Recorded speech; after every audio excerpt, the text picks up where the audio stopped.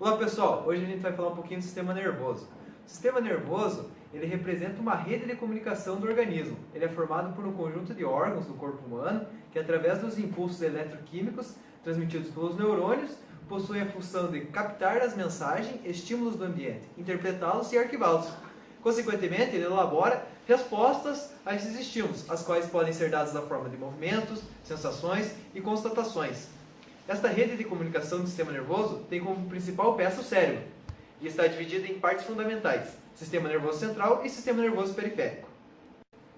O sistema nervoso central é constituído pelo encéfalo e pela medula espinal. Esse sistema é o grande responsável pela complexidade de ações que os seres humanos são capazes de fazer. Essas ações, por sua vez, são realizadas através da comunicação entre os neurônios do tecido nervoso, que são as células especializadas em receber e conduzir os impulsos elétricos. A comunicação entre esses neurônios ocorre por meio das substâncias químicas, chamadas neurotransmissores. Elas permitem ou não a propagação do impulso nervoso e que transmitem também determinada informação ao cérebro. Encéfalo tem a forma de um cogumelo. Pesa aproximadamente 1,5 kg. Está localizado na caixa craniana e apresenta 3 órgãos principais: o cérebro, o cerebelo e o tronco encefálico. Cérebro. Características. O cérebro é o órgão que regula o sistema nervoso. Ele é composto por cerca de 100 bilhões de células nervosas, que estão conectadas umas às outras e são responsáveis pelo controle de todas as funções mentais. Além das células nervosas, o cérebro contém as células da glia, que são as células da sustentação, vasos sanguíneos e as células secretoras. Suas funções são sensações, atos conscientes e voluntários, movimentos, pensamento, memória, inteligência, aprendizagem, sentido, equilíbrio, entre outros. Localização. É considerado o órgão mais volumoso, pois ocupa a maior parte do encéfalo, cerca de 90%. Localiza-se na parte superior do crânio, logo abaixo da calvária. O cérebro divide-se em hemisférios cerebrais, telencéfalo, hemisférios direito e esquerdo, separados por uma fissura longitudinal e conectados inferiormente pelo corpo caloso. Os hemisférios cerebrais, telencéfalo, ainda possuem em sua composição outras divisões. Dentre elas são o corpo caloso, formado por uma larga faixa de fibras comensurais, principal meio de união entre os dois hemisférios. Lobos. Ponto de referência limitados pelos sulcos frontal, temporal, occipital, parietal, límbico, insular e central.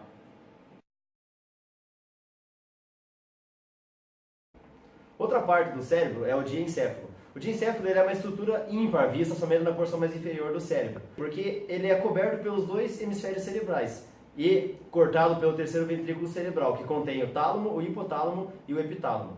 O tálamo ele serve como uma estação intermediária. Como que funciona essa estação intermediária? Ela é uma estação que vai a informação da medula espinhal até as áreas mais sensitivas e específicas do cérebro, como o córtex cerebral, por exemplo. A porção medial do tálamo, ela forma a parede lateral do terceiro ventrículo e a porção inferior do tálamo continua com o hipotálamo. O hipotálamo, por sua vez, é uma área relativamente pequena do diencéfalo, que está situada abaixo do tálamo e possui funções principalmente relacionadas à atividade visceral. Também se dispõe nas paredes do terceiro ventrículo, como já citado anteriormente, e abaixo do sulco hipotalâmico, que separa ele do tálamo. Apresenta algumas formações anatômicas visíveis à face interior do cérebro, que é o quiasma óptico, a hipófise e os corpos mamilares. O epitálamo ele já fica na transição com o mesencéfalo. O seu elemento mais evidente é o corpo pineal, que a partir de uma estrutura semelhante à glândula secreta o hormônio melatonina, considerado aí a promotora do sono, e que também contribui para o ajuste do relógio biológico do corpo.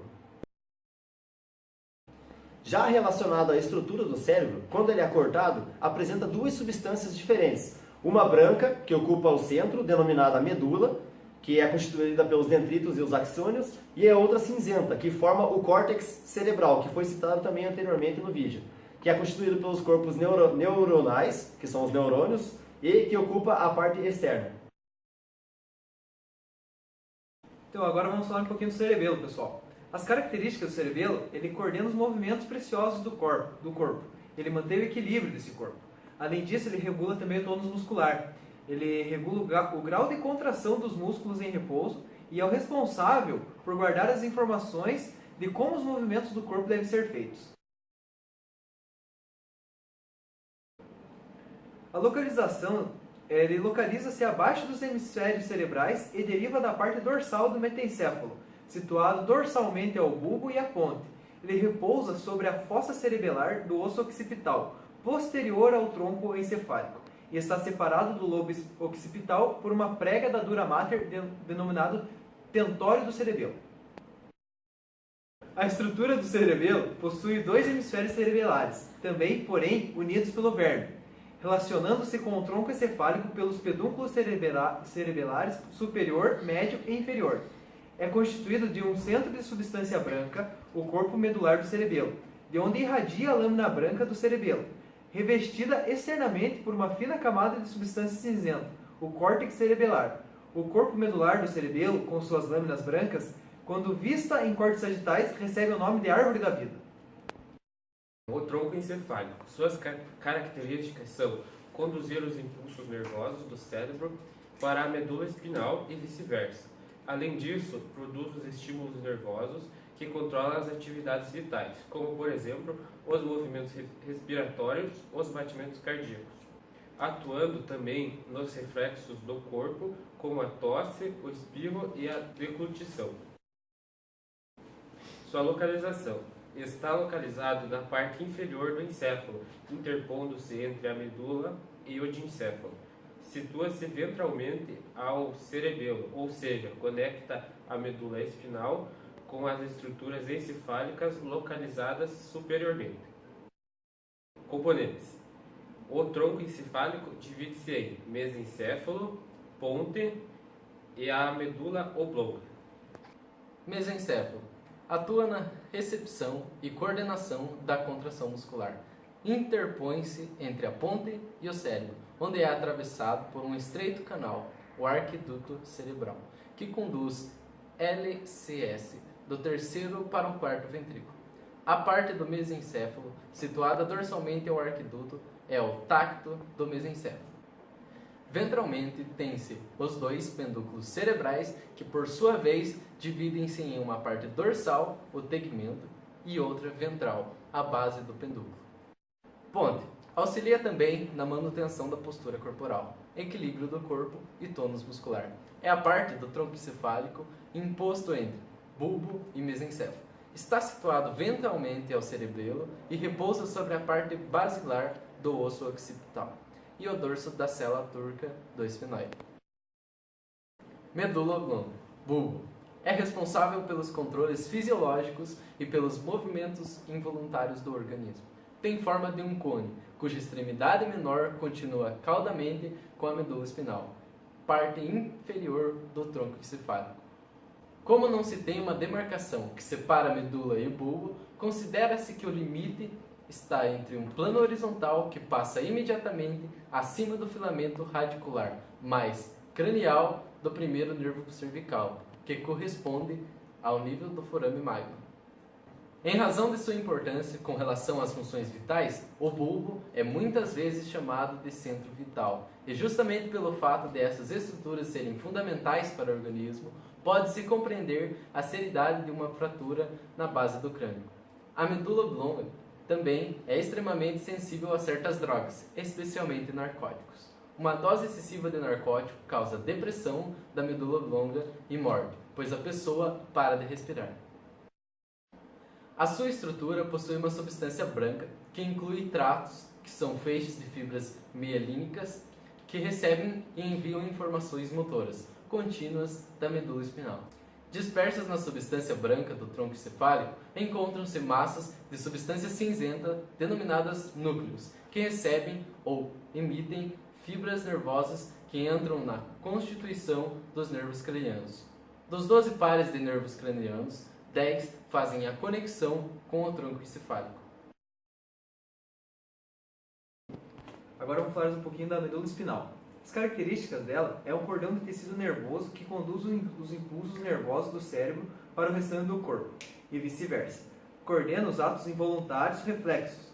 No homem adulto, ela mede aproximadamente 45 centímetros, sendo um pouco menor na mulher. A medula espinal é capaz de elaborar respostas rápidas em situações de emergência, sem a interferência do encéfalo, desempenhando um papel vital em muitas funções do organismo, incluindo o movimento das várias partes do corpo. A medula significa miolo e indica o que está dentro. Assim, temos a medula espinal dentro dos ossos, mais precisamente dentro do canal vertebral, porém sem ocupá-lo completamente.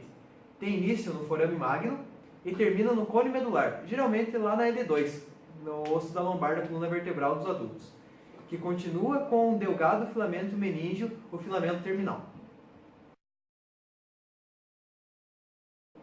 A estrutura da medula espinal, ela possui uma estrutura longa e estreita, achatada no sentido anteroposterior, de diâmetro de aproximadamente um dedo humano, com 31 pares de nervos espinais, passando pelos forames intervertebrais.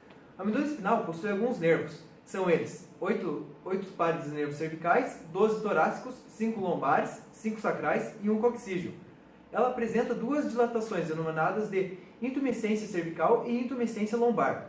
Essas intumescências correspondem às áreas em que fazem conexão com as raízes nervosas que formam o plexo braquial e lombo sacral, destinados à inervação dos membros superiores e inferiores, respectivamente. Em sua estrutura interna, há uma substância cinzenta localizada dentro da branca, que representa a forma de uma borboleta ou de um H. Nela, os braços do H formam os cornos, que são as raízes anterior, posterior e lateral. A raiz lateral só aparece na medula torácica e em parte da medula lombar. No centro da substância cinzenta localiza-se o canal central da medula. A substância branca é formada externamente por feixes de fibras nervosas mielínicas, tractos, que sobem sensitivas e descem motoras na medula, que podem ser agrupadas de cada lado em 3 funículos ou cordões, anteriores, laterais e posteriores. O revestimento de todo o sistema nervoso. Em primeiro são as meninges. São membranas protetoras do tecido nervoso. Elas envolvem o encéfalo e a medula espinal e são classificadas de fora para dentro, como 3, dura mater, aracnoide e pia mater. A dura mater é a meninge mais superficial, espessa e resistente, formada por tecido conjuntivo muito rico em fibras colágenas, contendo nervos e vasos, ao contrário das outras meninges, é ricamente inervável. No encéfalo não possui terminações nervosas sensitivas. Toda ou qualquer sensibilidade intracraniana se localiza na dura mater, que é responsável pela maioria das dores de cabeça. Ainda na região encefálica existem as pregas da dura mater, que dividem a cavidade craniana em compartimentos, que se comunicam amplamente. As principais pregas são: foice do cérebro. É um septo vertical mediano em forma de foice, que ocupa a fissura longitudinal do cérebro, separando os dois hemisférios. Tenda do cerebelo. Projeta-se para diante com um septo transversal entre os lobos occipitais e o cerebelo. A tenda do cerebelo separa a fossa posterior da fossa média do crânio, dividindo a cavidade craniana em um compartimento superior ou supratentorial e o outro inferior, o infratentorial. A borda anterior livre da tenda do cerebelo denomina-se incisura da tenda, ajusta-se ao mesencéfalo.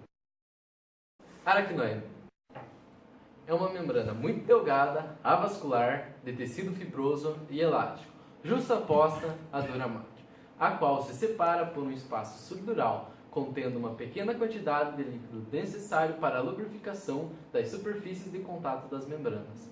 A aracnoide separa-se da pia mater pelo espaço subaracnoide, que contém líquor.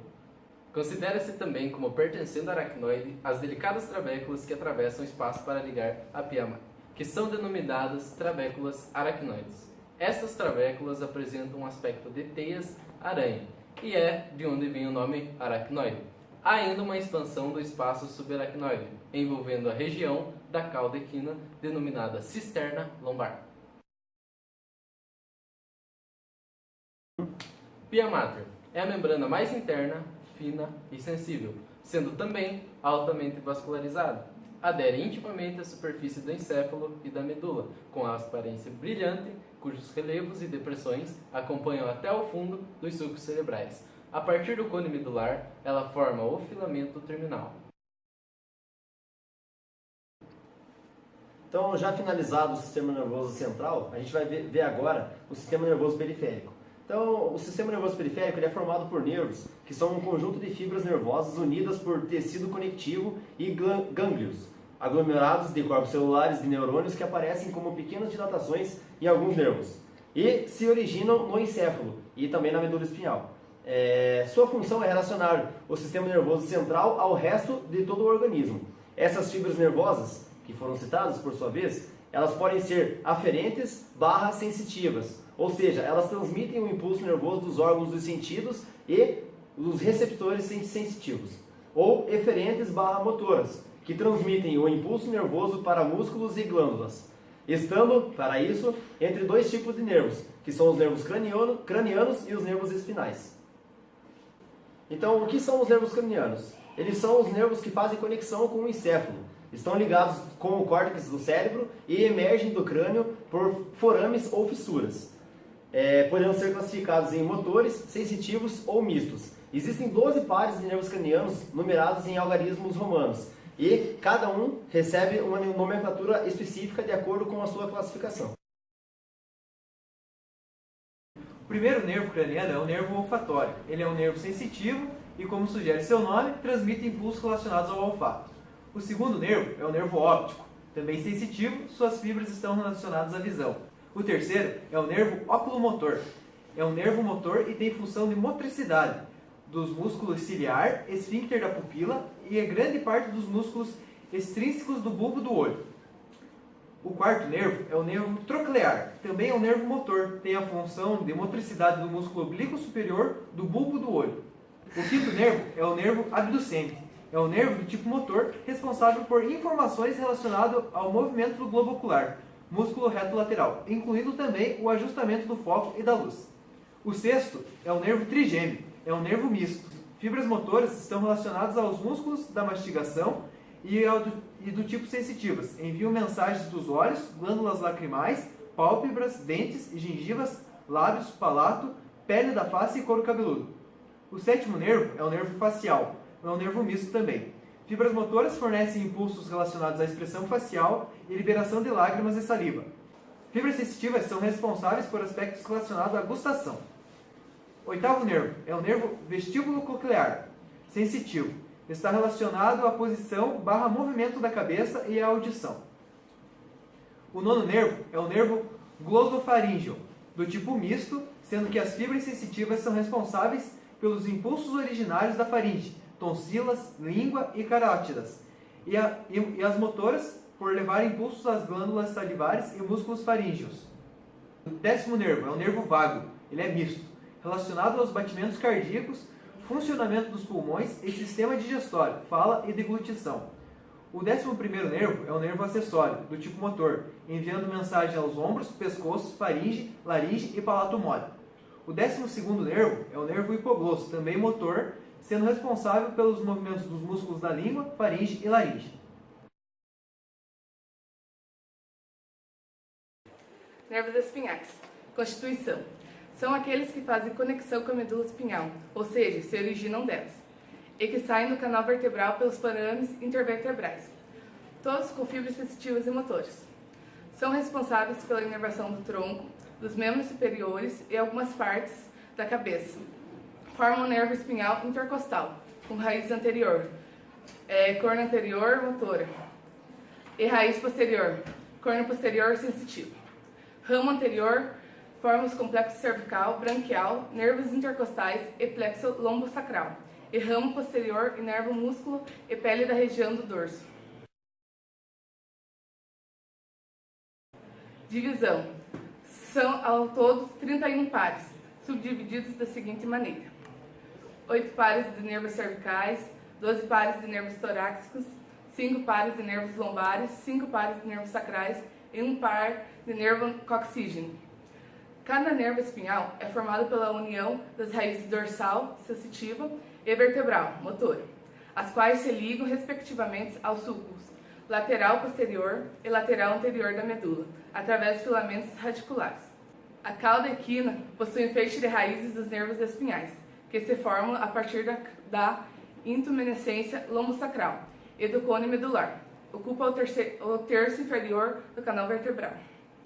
Plexos. O plexo nervoso é uma rede de nervos cruzados entre si, parecidos com uma caixa de distribuição elétrica em uma casa. O nosso corpo possui 5 plexos nervosos no tronco. São eles: plexo branquial, que vai do C5 a T1, leva as ligações nervosas ao peito, ao ombro, ao braço, ao antebraço e à mão. Seus principais nervos são o músculo cutâneo, axilar, radial, mediano e ulnar. Plexo lombar, que vai da L1 a L4. Leva as ligações nervosas à virilha, à coxa, ao joelho e à perna, membros inferiores. Plexo cervical, que vai do C1 a C4. Leva as ligações nervosas à cabeça, ao pescoço e ao ombro. Seu principal nervo é o frenício.